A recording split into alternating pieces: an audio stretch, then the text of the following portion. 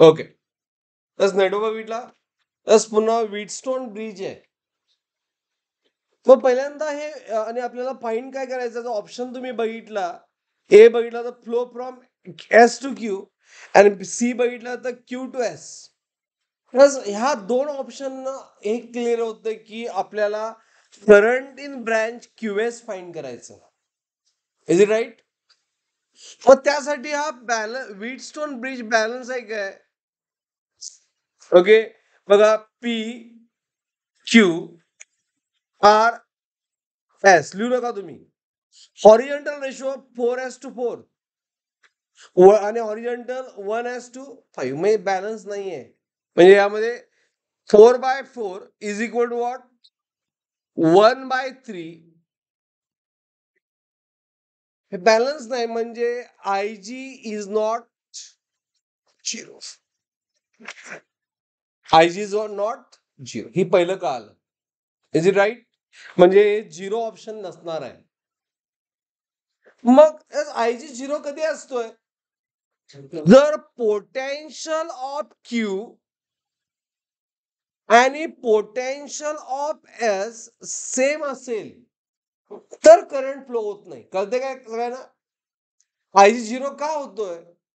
कारण Q and S point same पोटेन्शियलला येतात, म्हणून ते झिरो असतोय.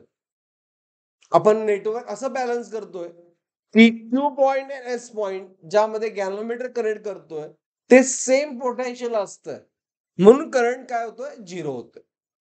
आता हे ह्या प्रॉब्लेम मध्ये they are not at same potential. Is it right? मग ऑप्शन ए काय म्हणतोय की flow is from S to Q. किती शक्य आहे की potential of Q is more than what? S. आणि ऑप्शन सी साठी flow from Q to S आहे, म्हणजे Q is at lower potential. Current always flows from higher to what? Lower. बरोबर? म्हणजे हा प्रॉब्लेम सॉल्व्ह करण्यासाठी आपल्याला काय पाहिजे? तर आपल्याला पोटेन्शियल फाईंड करायला, म्हणजे डिसाइड करायला पाहिजे. फाईंड करू शकत नाही आपण यामध्ये, कारण करंट नोन नाही, व्ही नोन नाही. मग लॉजिकली सॉल्व्ह करूया. Is it right? जर लॉजिकली सॉल्व्ह करायचं म्हटलं, बघा लक्ष द्या, मग मी काय म्हणणार की ह्या पी क्यू आर जर मी लॉजिकली सॉल्व्ह करावलं काय, मी काय म्हणणार की आय जी हा झिरो घेऊया. मी करंट काय घेतला? फॉर लॉजिकल सॉल्विंग झिरो घेतला. काय आलं? तर एक करंट जर आय जी झिरो झाला तर 4 and 4 सिरीज मध्ये येईल. म्हणजे रेझिस्टन्स ऑफ लॉजिकल सॉल्व्ह करणं ऍक्च्युअल नाही आहे. पी क्यू आर किती येणार? आय जी झिरो घेतला तर पी क्यू आर किती येणार? 8. बरोबर? And resistance P S R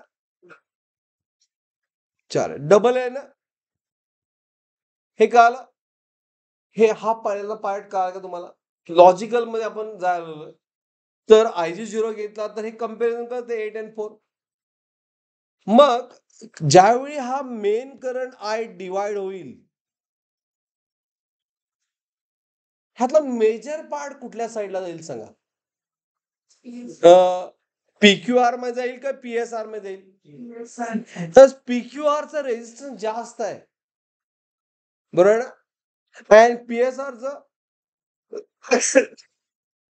I is V by R असतं, इनव्हर्सली प्रोपोर्शनल रेझिस्टन्स, बरोबर ना? मग ज्याचा रेझिस्टन्स जास्त, करंट काय असणार? कमी. त्यामुळे ह्यातला मेजर करंट म्हणजे आय पी क्यू. बघा, I P Q, I P Q, okay, हा काय असणार? More than. नाही, आय पी क्यू काय असणार? लेस असणार compare to what?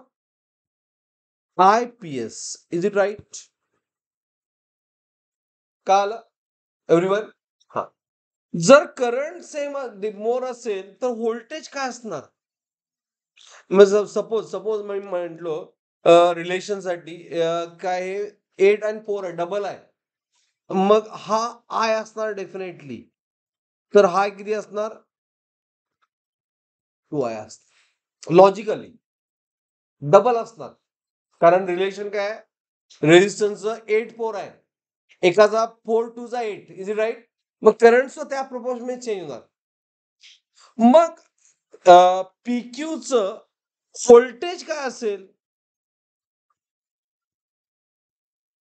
And compare करत नाही. आणि पीएसचं व्होल्टेज काय असेल? मग आपल्याला व्होल्टेज ड्रॉप करतोय. पीक्यूचं व्होल्टेज काय असेल? It is I into what? 4. Yes पीक्यूचं रेझिस्टन्स 4 आहे ना? एस पीक्यूचं रेझिस्टन्स किती आहे? 4. अँड पीएसचा 1 आहे. So it is I into what? 4. आणि हा काय असणार? 2i into what? 1. म्हणजे पीक्यूचं व्होल्टेज जास्त आहे बघा, कारण रेझिस्टन्स ह्या बॅलन्सला जास्त आहे. Is it right? मग आता लक्ष द्या, इथं व्होल्टेज ड्रॉप झालं, पी पासून क्यू कडे जायचा. फॉर्म्युला कसा आहे? ओके, जर मी करंटचा फॉर्म्युला लिहिला आयचा, ह्या कुठला? पीक्यूचा, तर बाय ओम्स लॉ काय येतो बघा, लक्ष द्या. बाय ओम्स लॉ मी आय पी एस लिहिलं, इथंच लिहितो. ओके, आयचा फॉर्म्युला लिहिला मी, current in branch P S काय असणार आहे तो? Voltage at P minus voltage at Q divide by 4. आणि इकडे voltage of P minus voltage of S divide by किती? 1. आणि आपण डिसाइड काय केलं की हे एवढं आपण कम्पेअर केलंय बघा. हा करंटचा फॉर्म्युला आहे, हा आहे आणि हा 2 आहे. मग अकॉर्डिंग टू यू हे आपण सर्किट मध्ये रिप्रेझेंट करूया.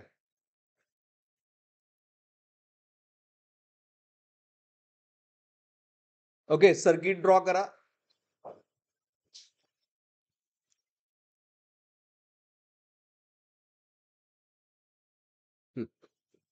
Draw circuit. बघा आता लक्ष यायला पाहिजे काय. Yes, you have to clear numerical now. फार इझी आहे, काय अवघड नाही. लॉजिकल म्हटलं तर हा पी पॉइंट आहे ना. Is it P point? S Q R S. P Q R and S. Okay, logically solve करावं आपण. लास्ट स्टेप, हा गॅल्व्हनोमीटर ज्यामध्ये करंट 0 नाहीये. आय जी इज नॉट 0, फक्त याचा ॲरो पुट करायचा आहे.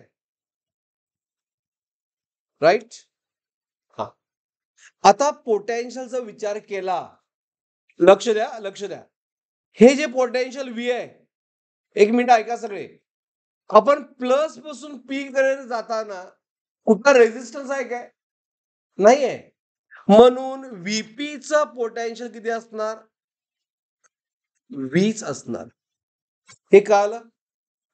एव्हरीवन ऍग्री विथ दिस? हे थेरी इलेक्ट्रिकची आहे की मध्ये काय रेझिस्टन्स नाही म्हणून व्होल्टेज ड्रॉप झाला नाही.